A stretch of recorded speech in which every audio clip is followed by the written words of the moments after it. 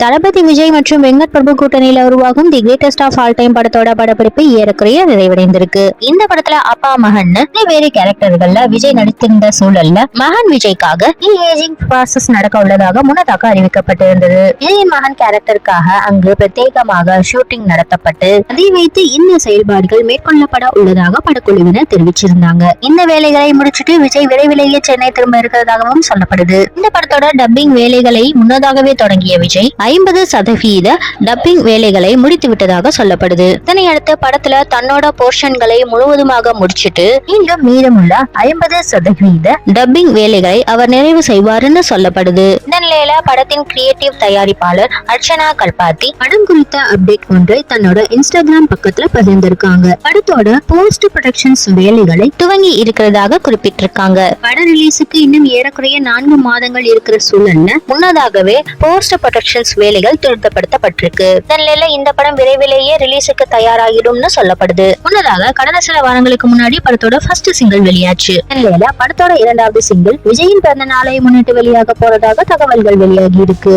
அது மட்டும் இல்லாம ஏஐ தொழில்நுட்பத்தை பயன்படுத்தி கேப்டன் விஜயகாந்தையும் கோர் படத்துல கொண்டு வந்திருக்காங்க. விஜயகாந்தின் மறைவுக்கு பிறகு அவருக்கு மரியாதை செய்யும் விதமாகத்தான் கோர் திரைப்படத்துல இப்படி ஒரு விஷயத்தை செய்திருக்காங்க. இந்த காட்சியை படக்குழுவினர் பார்த்த நிலையில சூப்பர் ஸ்டார் ரஜினிகாந்தும் பார்த்திருக்காரு. இதை பார்த்ததும் ரஜினி மெய் சிலிர்த்து போனதாக சொல்லப்படுது. இந்த காட்சிகள் திரையரங்குல பெரிய தாக்கத்தை ஏற்படுத்தும் என்றும் சொல்லப்படுது.